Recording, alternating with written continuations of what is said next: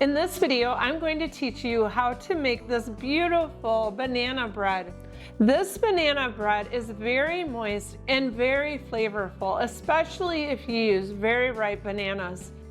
I don't know how many times I've tried banana bread and it's always dry, it seems like. There's been a few times where it's moist, and this recipe is very moist, so I highly recommend it. So let's just go ahead and get started. Okay, so now we're gonna start by putting our liquid ingredients in the bowl.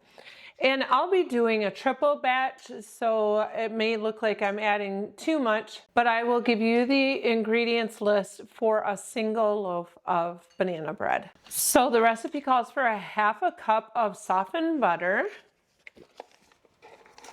a third of a cup of sour cream. You can use sour cream or you can use yogurt, whichever you prefer. These are handy measuring cups for things like sour cream or yogurt, honey. There's several things that these are handy for because you can put it in, you can just scrape the top clean. And then we have 2 large eggs. You want to make sure that your eggs are at room temperature. Most anything that you make baking wise, you want to have the eggs at room temperature.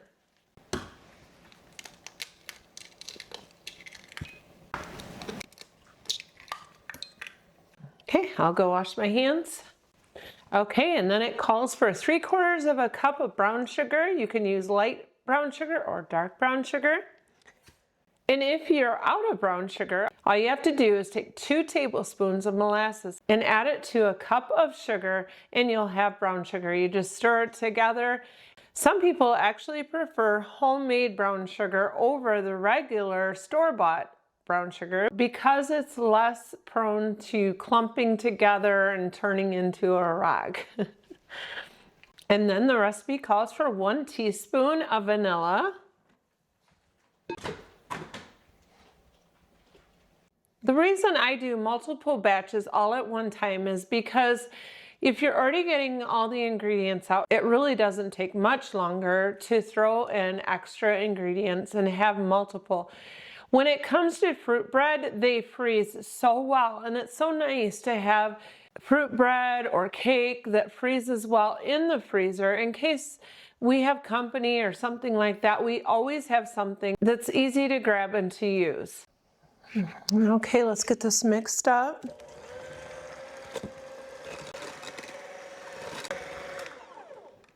Okay, now I'll wipe down the sides of my bowl. You don't want to over mix this, but you want to make sure it's mixed completely. So we'll whip this up a little more. I think that's pretty good.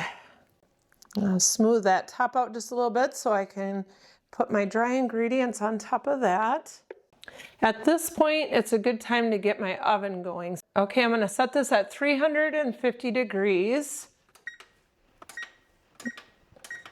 The next thing I'll do is I will move this top rack down as low as it'll go. I could take that one out and make it even lower, but I think this will be good enough. The reason that you lower that down is so that you don't get your banana bread too brown on the top. So let's get back over there and mix the rest of our ingredients together. So then it calls for 2 cups of flour. With the dry ingredients, I always add my flour first. And we have 1 teaspoon of baking soda. I'm gonna flatten this out a little bit, and we'll add our 1 teaspoon of baking soda. You'll wanna make sure that with your baking soda that you press out any lumps before you put it in, because you don't wanna have any clumps of baking soda in there and having it tasting terrible. And we have 1/4 teaspoon of salt. And this is Redmond's real salt, and that's why it's kind of that pink color. That's my favorite salt. And 1/2 teaspoon of ground cinnamon. And then I'll stir all these dry ingredients together on the top. I do it this way because it just saves a lot of dishes, and I don't love washing dishes. And it always works for me, so I just as well, I guess. The big key is to get it mixed in pretty good here on the top. That looks pretty good to me. Now I'll mix these together. . Actually, something I forgot is the bananas. I'm bound to forget something, I guess. And the bananas are the most important part. So it calls for 1.5 cups of mashed bananas. I mash these up with a potato masher, and it mashed them up pretty good. You just want to make sure that there's no big chunks of banana, because you can mix it some with the mixer, but it's better to mash it up ahead of time, because like I was saying before, you don't want to over mix this. Whoops. And now I'm making a mess. Got my spatula in here and wipe down the sides. I didn't realize it was going to fill this bowl so much, but this recipe has a generous amount of batter. It pretty much fills a bread pan. Get that mixed together. Yeah, oh! I got it way too full. Got stuff splattering everywhere. All right, that's mixed good enough. So I'm going to clean up my mess here a little bit, and then I'll take my spatula and make sure there's nothing left in the bottom of this bowl that needs to be mixed in. Yeah, there was a little bit on the bottom, so it's a good thing I'm stirring this in. So for the bananas, I froze them. I made sure they were good and ripe before I put them in the freezer. And it's a good way so you don't waste your bananas. If they get too ripe and you don't like the taste of them, just throw them in the freezer. And whenever you collect enough bananas, then you can just pull out the bananas and mash them up and turn them into banana bread. And whenever I was mashing them, the smell of the bananas was so strong. And so that makes such a good flavor with banana bread. You want to make sure that they're good and ripe. And one thing I almost forgot was to fold in my crushed walnuts. You don't have to do this.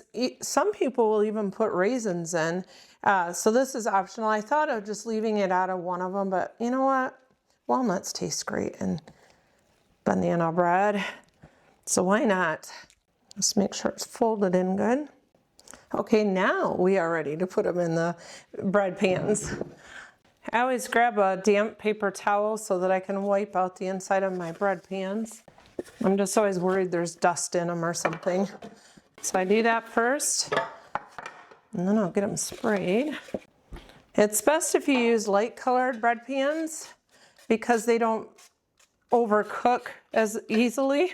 And because a lot of times if you use really dark pans, they'll wind up getting too cooked on the outside and not cooked enough on the inside. But it does work. You just have to be more careful and careful with the placement of where it is in the oven. If you had dark pans, I would put them up a little bit higher.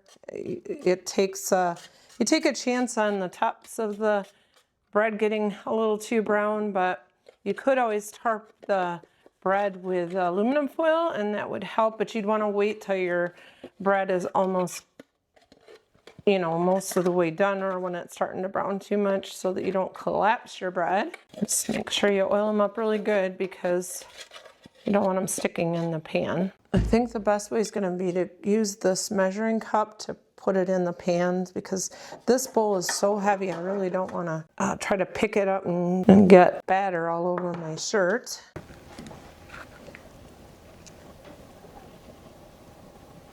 I'll come back and top them off once I know how much batter I have. I want them to be kind of relatively even. I heard my oven timer going off, so I'll be able to get these right into the oven. And grab another spatula to clean that one off with. These little spatulas are so cute and they're handy. All right, I'm going to smooth these tops out just a little bit. All right, I'm going to tamp these down just a little bit. Give them a little shake. All right, I'm going to get these in the oven.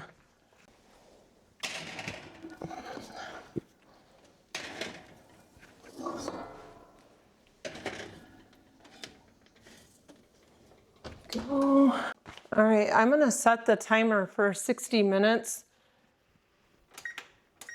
And that way we can check it at that time and see if they're done. All right, I'll let them bake here and we'll come back whenever they're almost done. Okay, it's time to give these a try and to see if they are done. Oh, they look really good. Let's check them. You can also check and see if they kind of bounce back, and they do. I'm not seeing anything on the toothpick, so I think they're done. I'm gonna go ahead and get these out of the oven, and then we'll let them cool, get them out of their pans, and then give them a try. And they smell so good. You want to wait about 10 minutes before you take the loaves out of their pan. I have this heavy duty spatula that I can loosen the edges up with. You can actually kind of lift up on the bread just to loosen it, but this actually feels like it's ready to come out. Oh yes, look how nice that looks. Beautiful. Let's get these other ones out. Let's flip that over. I love the nice little cracked edges there. All right.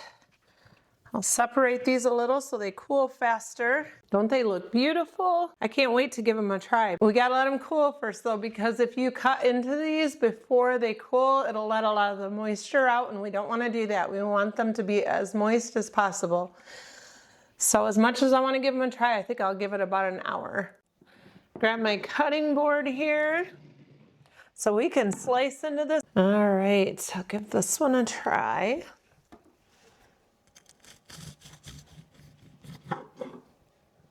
Oh boy, that looks so good.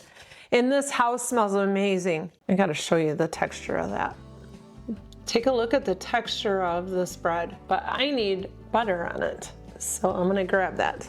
I think that cream cheese would be really good on here too. All right, let's give it a try. It is so moist, and there's an intense banana flavor in here too. That sometimes is lacking in some of the banana bread I've had. Also, not only has it been dry, but it don't really taste like banana.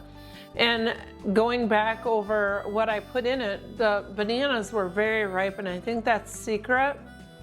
But if you want a moist recipe, this is the recipe for you. I'll be linking it down in the description box. The flavor in this bread intensifies as it sits. You can let it sit out for a couple days and you will notice an even intenser flavor. Or you can put it in the refrigerator for up to a week, or you can put it in the freezer. That's what I'll be doing with these 2 extra loaves, is I'll put them in the freezer, and that way we can have them later. And the nice thing is the bread gets even more moist than what it is right now. And I love that about fruit breads, is you can make things like that ahead of time. And it's nice because you can pull it out for company or whatever. Just make sure that you wrap it up really well so that it doesn't get freezer burnt. If you give this recipe a try, I would love to hear what your thoughts are on it, because the flavor is incredible. So I hope that you've enjoyed this, and if you did, please click subscribe and join me here again next time. I hope you have a blessed day. Bye for now.